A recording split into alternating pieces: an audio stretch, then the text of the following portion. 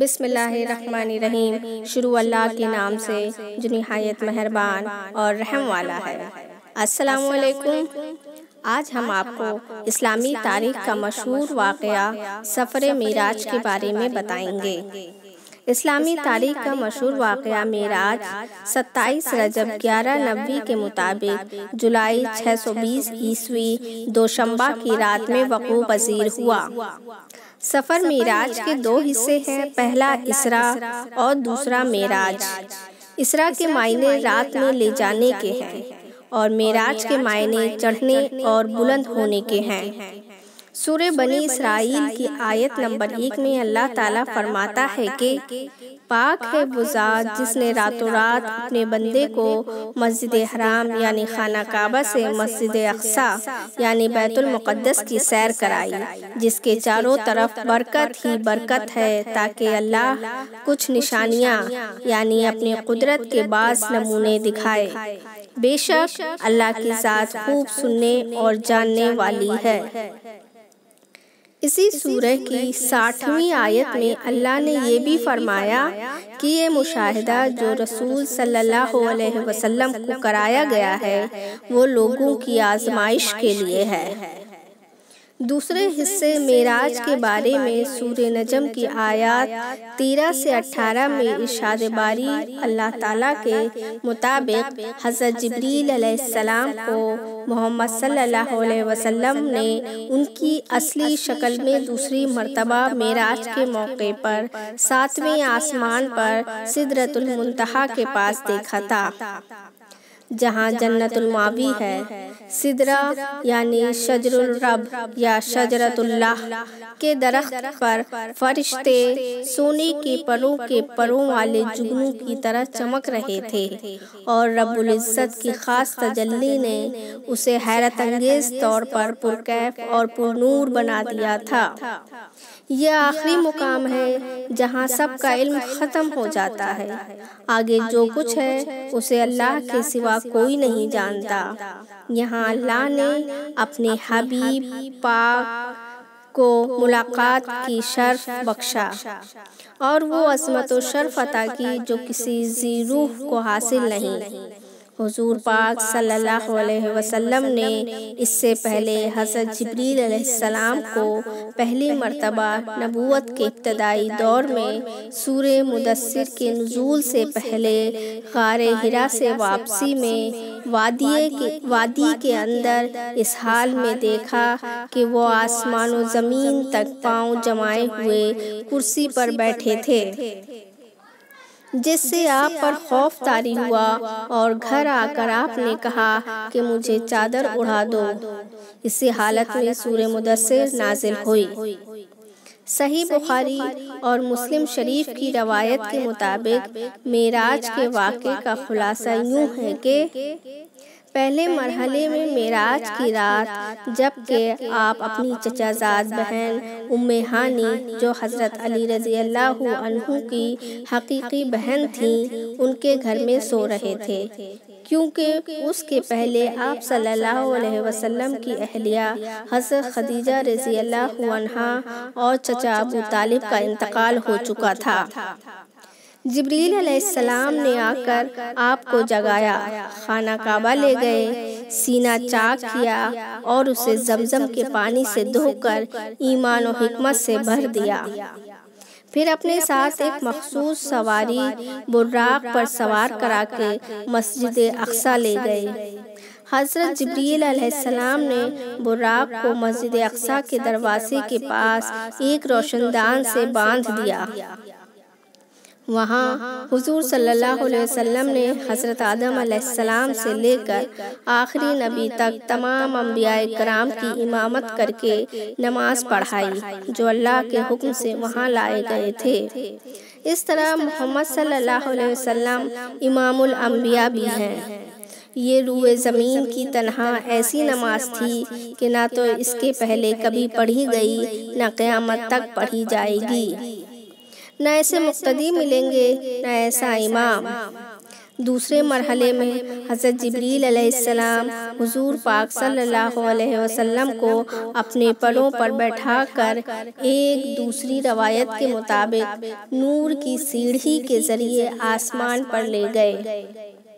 پہلے آسمان پر حضرت آدم علیہ السلام سے ملاقات اور سلام و کلام ہوا، دوسرے پر حضرت عیسیٰ علیہ السلام اور حضرت یحییٰ علیہ السلام، تیسرے پر حضرت یوسف علیہ السلام اور چوتھے پر حضرت ادریس علیہ السلام، پانچویں پر حضرت ہارون، چھٹے پر حضرت موسیٰ اور ساتویں آسمان پر حضرت ابراہیم علیہ السلام سے سلام و کلام ہوا، اور سبھی نے حضور پاک صلی اللہ علیہ وسلم کو مبارکباد دی اور آپ کی نبوت کا اقرار کیا۔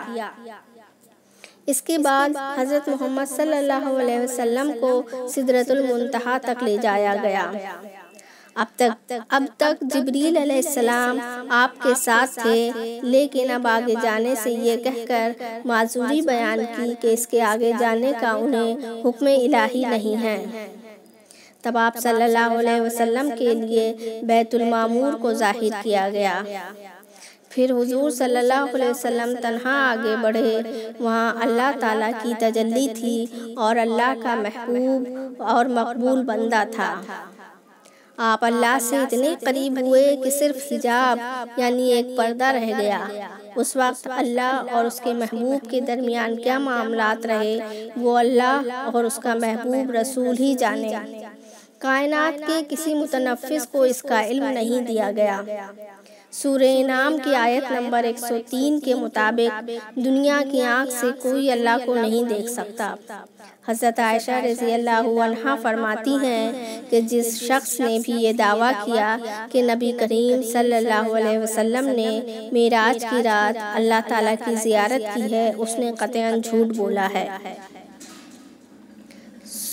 سورہ شورا کی آیت نمبر 51 میں اللہ تعالیٰ فرماتا ہے، کسی بشر کی یہ شان نہیں کہ اللہ تعالیٰ اس سے کلام کرے سوائے وحی کے ذریعے، یعنی دل میں بات ڈال دے یا خواب میں بتلا دے اور اس شخص کو یقین ہو جائے کہ یہ اللہ کی طرف سے ہے، یا پردے کے پیچھے سے یا کسی فرشتے کے ذریعے اپنی وحی بھیج کر جو اللہ کے حکم سے اسے پہنچا دے۔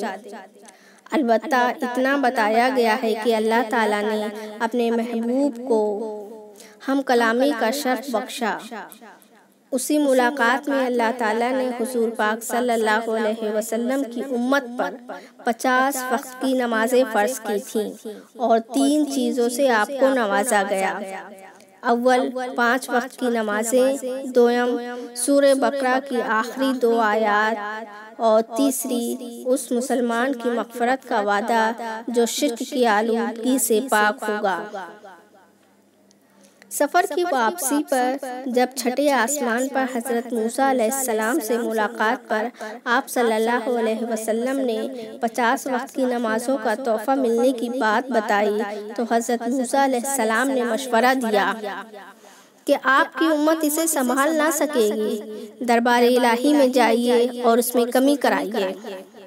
حضرت جبریل علیہ السلام ساتھ تھے، آپ کو پھر سدرۃ المنتہا تک لے گئے۔ حضور صلی اللہ علیہ وسلم نے نماز کی تعداد میں کمی کی درخواست کی، 10 وقت کی کمی کر دی گئی۔ واپس آنے پر موسیٰ علیہ السلام نے پھر کہا یہ بھی بہت زیادہ ہے، آپ دوبارہ بارگاہ الہی میں جا کر 10 اوقات کی مزید کمی کرا کر لائیں۔ حضرت موسیٰ علیہ السلام نے فرمایا کہ اب بھی بہت زیادہ ہے، اپنی امت کے لوگوں سے میرا تجربہ ہے کہ آپ کی امت اسے پورا نہ کر پائے گی۔ غرض یہ کہ حضور پاک صلی اللہ علیہ وسلم اللہ تعالیٰ کے دربار میں جاتے رہے اور اوقات نماز کم ہوتے ہوتے صرف 5 وقت کا حکم رہ گیا۔ موسیٰ علیہ السلام نے پھر بھی کہا یہ بھی بہت زیادہ ہے، 2 وقت تک کرا لائیے۔ حضور پاک صلی اللہ علیہ وسلم نے فرمایا کہ اب مجھ کو شرم آتی ہے، تخفیف کی غرض سے اب نہ جا سکوں گا، میں اس پر راضی ہوں، اس لیے معراج میں امت محمدیہ پر 5 وقت کی نمازیں فرض کر دی گئی ہیں۔ لیکن ثواب 50 وقت کا ہی ملے گا۔ یہاں یہ نقطہ قابل غور ہے کہ اللہ تعالیٰ خود ہی علیم ہے اور حکیم ہے۔ حضور پاک کی امتی مسلمانوں کے بوجھ اٹھانے کی طاقت اور صلاحیت سے بخوبی واقف ہے، اتنا ہی باخبر ہے جتنا خود بندہ نہیں ہے، تو پھر بار بار حضور پاک صلی اللہ علیہ وسلم کو اپنے حضور پیش کیوں کرایا؟ دل یہی کہتا ہے کہ وہ اپنے محبوب کو بار بار اپنے اتنا قریب کرنا چاہتا تھا جتنا کائنات میں کسی انسانی نفس کو نہیں کیا۔ معراج کے اس سفر کے دوران حضور پاک صلی اللہ علیہ وسلم کو بہت سے مشاہدات کرائے گئے۔ آپ صلی اللہ علیہ وسلم نے اپنے رب کی بڑی بڑی نشانیاں دیکھیں۔ آپ صلی اللہ علیہ وسلم نے 4 نہریں دیکھیں جو 2 ظاہری اور 2 باطنی تھیں۔ 2 ظاہری نہریں نیل اور فرات کو اوپر سے ہی زمین پر دکھایا گیا، باطنی نہریں جنت میں ہی ہیں۔ آپ نے دروغ جہنم کو مالک کو بھی دیکھا، وہ بالکل نہیں ہنستا تھا۔ آپ نے جنت کی پوری سیر کی اور جہنم کو بھی دیکھا۔ جہنم میں چند عمومی طبقہ کے جہنمیوں کو عذاب ملتے بھی دکھایا گیا۔ آپ صلی اللہ علیہ وسلم نے ان لوگوں کو بھی دیکھا جو یتیموں کا مال ناجائز اور ظالمانہ طور سے کھاتے تھے۔ ان کے ہونٹ اونٹوں کی طرح تھے اور منہ میں پتھر کے ٹکڑوں کی شکل میں انگاروں کو ٹھوس رہے تھے۔ آپ نے سود خوروں کو دیکھا، ان کے پیٹ اتنے بڑے بڑے تھے کہ اپنی جگہ سے ادھر ادھر ہل بھی نہیں سکتے تھے۔ جب آل فرعون کو سزا دینے کے لیے لے جایا جاتا تھا تو وہ سینکڑوں ہزاروں جہنمی ان کو روتے ہوئے چلے جاتے تھے۔ آپ نے زناکاروں کو دیکھا جو تازہ اور فربا گوشت چھوڑ کر چھیچڑا کھا رہے تھے۔ آپ نے زانیہ عورتوں کو بھی دیکھا، ان کے پستانوں میں بڑے بڑے ٹیڑھے لوہے کے کانٹے چبھا کر انہیں آسمانوں اور زمین کے درمیان لٹکا دیا گیا تھا۔ برے اعمال کی یہ سزائیں تمثیلی رنگ میں دکھائی گئی تھیں جو عالم آخرت میں دی جانے والی تھیں۔ پھر حضرت جبریل علیہ السلام اپنے پروں پر حضور پاک کو زمین پر بیت المقدس لے آئے۔ وہاں براق کی سواری موجود تھی، اس پر سوار ہو کر حضور پاک صلی اللہ علیہ وسلم مکہ معظمہ واپس تشریف لے آئے۔ دروازہ کی کنڈی ہل رہی تھی، اندر تشریف لے گئے اور بستر پر سو گئے۔ ایسا اس لیے کہ کیونکہ سفر معراج کے دوران تمام کائنات کی گردش اللہ تعالیٰ نے روک دی تھی، ہر چیز اپنی جگہ بے حرکت ہو چکی تھی، وقت ساکت اور جامد ہو چکا تھا۔ اللہ کے لیے یہ کچھ بھی مشکل نہ تھا، اسے تو صرف یہ حکم دینا تھا کہ رک جا۔ رسول پاک صلی اللہ علیہ وسلم کی واپسی کے بعد پوری کائنات میں دوبارہ حرکت شروع ہو گئی، زندگی کی لہر دوڑ گئی۔ بیت المقدس یعنی یروشلم سے مکہ واپسی کے سفر کے دوران آپ صلی اللہ علیہ وسلم نے راستے میں مکہ والوں کا ایک قافلہ وادی میں دیکھا۔ سب لوگ سو رہے تھے، ان کا پانی بھی پیا جو ایک ڈھکے ہوئے برتن میں تھا، اس کی نشانی بھی چھوڑ دی۔ دوسرے مقام پر غالباً براق کو دیکھ کر دوسرے قافلہ کا ایک اونٹ بھاگ گیا تھا، جس کا پتہ رسول صلی اللہ علیہ وسلم نے قافلہ والوں کو دیا۔ بعد میں یہ واقعات اس سفر کی صداقت کے لیے ایک دنیوی ثبوت بھی ثابت ہوئے۔ جب ان قافلہ والوں نے مکہ پہنچ کر اس بات کی تصدیق کی کہ محمد صلی اللہ علیہ وسلم نے راستے میں ہمارے قافلے سے پانی پیا ہے اور یہ کہ اونٹ کے بھاگنے کا پتہ بتایا تھا جہاں سے اونٹ کو ہم لے کر آئے، پھر بھی پتھر دلوں پر اثر نہ ہوا۔ کفر کی آنکھوں کے پتھر کی پتلیوں نے کچھ نہ دیکھا اور ان کے کانوں میں شیطان نے مکرو اور فریب کے ڈانٹ لگا دیے تھے، اس لیے کچھ نہ سنا نہ سمجھا۔ صبح ہونے پر حضور پاک صلی اللہ علیہ وسلم نے صحابہ کرام حضرت عمر فاروق رضی اللہ عنہ، حضرت انس رضی اللہ عنہ، حضرت عبداللہ بن مسعود وغیرہ سے جسم اطہر کے ساتھ معراج کے پورے واقعے کو بیان فرمایا تو ان کے ایمان میں اور اضافہ ہو گیا۔ لیکن جب یہ خبر مکہ میں مشرکین تک پہنچی تو انہیں حضور پاک صلی اللہ علیہ وسلم کو جھٹلانے اور مذاق اڑانے اور لعن طعن اور طنز کرنے کا موقع مل گیا۔ ان کے دل و دماغ پر شیطان نے قبضہ کر لیا تھا۔ کفار و مشرکین مذاق و طنزیہ لہجے میں حضور پاک صلی اللہ علیہ وسلم سے شہر ایلیا جو موجودہ یروشلم ہے اور مسجد اقصیٰ کی جغرافیائی پوزیشن دریافت کرنے لگے۔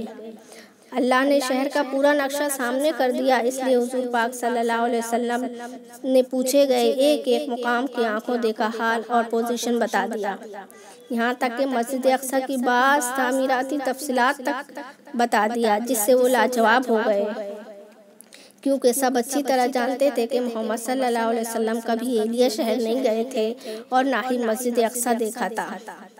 بعد میں جب راستے میں ملنے والا مکہ کا قافلہ واپس آیا تو قافلہ والوں نے آپ کی بتائی ہوئی باتوں کی تصدیق بھی کر دی، لیکن جن کے دلوں میں کفر اور شرک کی مہر لگ چکی تھی وہ بھلا کیوں کر ایمان لاتے۔ معراج کے واقعے کی خبر مذاق اور طنزیہ انداز میں سنانے کے لیے ایک مشرک دوڑا حضرت ابوبکر صدیق رضی اللہ عنہ کے پاس آیا۔ آپ نے جب اس کی بات سن لی تو پوچھا، کیا یہ محمد صلی اللہ علیہ وسلم نے خود بیان کیا ہے؟ اس نے کہا ہاں۔ تب آپ نے حضور پاک صلی اللہ علیہ وسلم سے خود تصدیق کرنے سے پہلے ہی فوراً کہہ دیا کہ بے شک محمد نے ایسا سفر کیا ہے، اس میں ذرا بھی شبہ نہیں ہے۔ اس شہادت کے بعد حضور پاک صلی اللہ علیہ وسلم نے حضرت ابوبکر صدیق کو صدیق کے لقب سے نوازا، جو رہتی دنیا تک برقرار رہے گا۔ تو یہ تھا معراج کے بارے میں مختصر سا بیان۔ انشاءاللہ ایک تفصیلی ویڈیو اس پر ضرور بنائیں گے۔ ہمارے ساتھ جڑے رہیے، چینل کو سبسکرائب، لائک اور شیئر ضرور کریں۔ جزاک اللہ خیراً۔ اللہ حافظ۔